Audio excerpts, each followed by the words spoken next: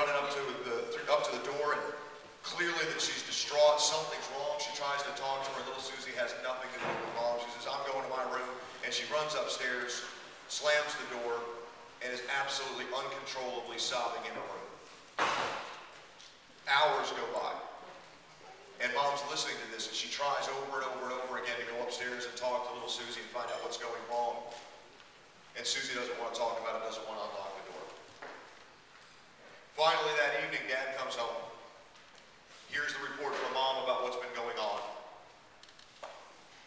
And goes up to the room, taps on the door, says, "Susie, it's Daddy, can I come in?" Susie finally opens the door, lets him come in. And as he enters the room, he notices a crumpled up piece of construction paper sitting on the bed. And as soon as she sees Dad looking at this paper, Susie runs over, jumps on top of the bed, covers up the paper, and starts sobbing again. It takes probably 10, 15 minutes before Dad can finally get her to calm down just enough to ask her what on earth is going on.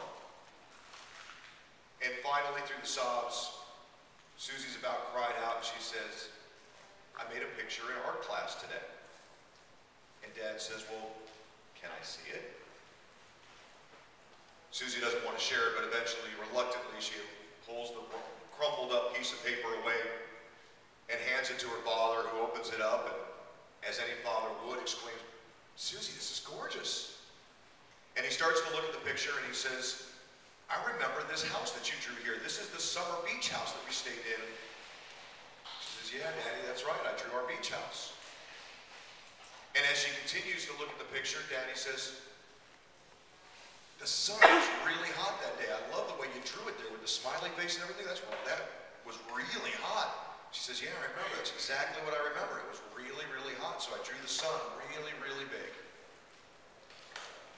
Daddy looks back at the picture again and says, "And I remember this tree swing with the tire swing on the tree. That was fun. We had a lot of fun with that." She said, "Yeah, I had one of the best memories of that trip was swinging on that swing, so I drew it right there in front of the house." And little by little, as Daddy's appreciating the picture, Susie starts to relax, starts to calm down. The sobbing begins to subside. And on and on and on he goes, propping her up, telling her what a wonderful job she's done with this painting. And the clouds are oh so perfect, and they're just off in the distance, just like it was at the beach, and the water and everything. And every time he mentions something else, Susie starts to relax. And just as he's about done, he finally looks up and he says, in the top right corner, and he points and he says, "But you know what? I think this is my favorite part of the whole picture right here. These seagulls are absolutely gorgeous." Just like that, Susie's in tears. Absolutely inconsolable, beyond belief. Past anything that she was earlier, she is out of control. And when he can finally calm her down to talk about it, Susie says, "Daddy, I didn't paint those seagulls." She says, "My teacher put those in there." She says, "I was drawing the picture and my teacher came up to me and she said, 'Susie, this is a wonderful, wonderful painting you've done. Tell me about it.'" And she went on to tell her about how the sun was so bright. She made the sun nice and big because it was just so warm and so comforting on those days. And she drew the picture of the house and the family enjoying the time in front of the house, and the tire swing, and the water, and the clouds off in the distance, and everything else. And her teacher said, "That's an absolutely fantastic story. That's a great, great picture you painted. But you know what would make it perfect? If we just balanced it out a little bit. There's nothing up here in this corner. So what if we just put a couple of seagulls up here and painted a few seagulls in?" The moral of the story, Susie didn't see the seagulls. That wasn't her story. It wasn't her picture. And it was ruined completely by somebody with far more talent than she had coming in and changing the story. And she was abjectly miserable for hours on end because of the fact that this teacher had stolen her story from her, had changed the story. There were no seagulls on that day in Susie's memory. dad said, my favorite part of the whole thing is those doggone seagulls over the top. Right? I tell that story because we have to remember that when we are telling our stories, they are our stories. And if you allow somebody else to have control over your stories, you allow somebody else to have control over everything that you're doing. Right? Finish this phrase. Perception is reality, folks. If you allow somebody else to tell your story, you are allowing somebody else to have control over perception and therefore reality. I could sit down right now and be done. I don't think we need to say a whole lot more about it. But I'll continue and I'll tell you a little bit about how to craft your story, what to think about, and what to do to make sure that that story comes through and that you are maintaining the integrity of the story. Okay? If you remember nothing else from this session, don't let anyone paint seagulls in your picture. Okay? It's huge. It's absolutely huge. And the power that they get is far greater than the power that you give up when you allow them to start telling your stories for you. That's powerful, powerful stuff. So, let's talk a little bit about how we're going to communicate your stories. There's a lot of different things we can talk about, and I could go all day long on this, but there's a couple very, very key points we want to talk about. First of all, what is the story? Guess what, guys? We're not going to talk a lot about this one at all because we did that ad nauseum yesterday, right? Everybody knows what their story is now, right?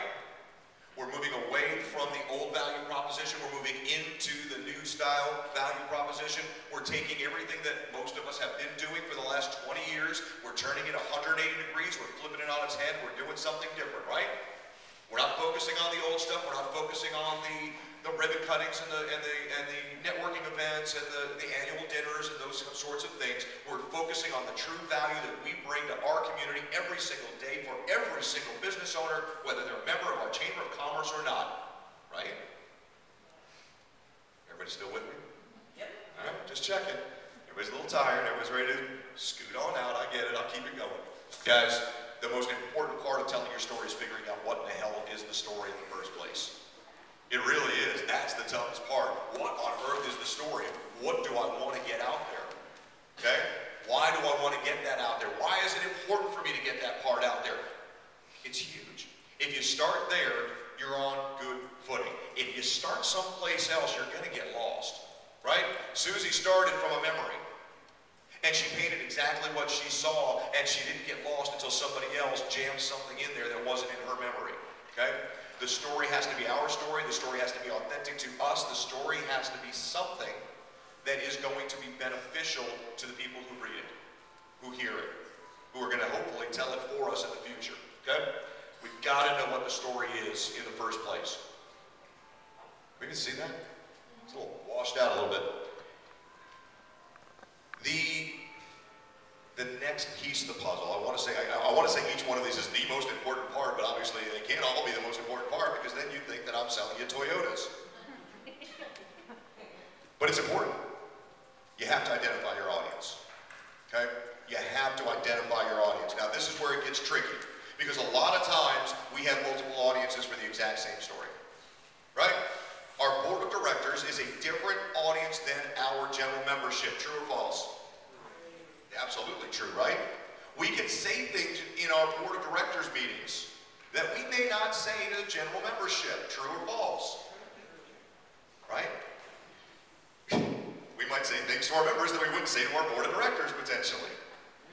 We might have some things we don't want our board of directors to hear at all. The reality is, the message might be very similar, but the language has to change a little bit. Give you a case in point. The first 15 years of my professional career I spent in marketing and advertising, mostly in the radio and TV world. I did a lot of voiceover work for some radio stations. Now, early on, I did a lot of voiceover work for TV and radio, but it was, when I was doing radio, it was for sports talk radio stations and news talk radio stations. Made a lot of sense, right? All of a sudden, 12, 13 years into my career, I end up in Greenville, South Carolina, and I'm no longer working for sports talk and news talk radio stations. I'm now working for an urban contemporary radio station in Greenville, South Carolina. Anybody understand what urban contemporary radio means? Basically, what urban contemporary radio means is that no longer is my audience 35 to 54-year-old white males, sports talk radio. My audience is no longer 54 plus, 55 plus white affluent males, news talk radio. My audience now that I'm selling is 25 to 54-year-old African-American females. Okay? Now, if I know anything about marketing, if I know anything about advertising, I know how to tell my stories. I know how to tell my clients' stories. I know how to tell my chamber's stories. The problem is, I gotta make sure I know my audience. Okay? My voice, if you just put me behind a wall somewhere, which is probably a good thing and probably why I didn't do any television, because I've got the face for radio. If you put me behind that curtain where you can't see me, you'd buy me selling you a Lexus. You'd buy me selling you the things that I might sell to you on a news talk station or on a sports talk radio station. But if all of a sudden I get on there and I start voiceovering a commercial meant for a young African-American woman in the Bible Belt of Greenville, South Carolina, my mom had a field day when I told her I was moving to Greenville, South Carolina to sell urban contemporary radio, let me tell you. I'm not going to be able to sell that message the same way. I'm not the right voice, okay? We have to talk to people in their own voices. In assuming a level playing field, all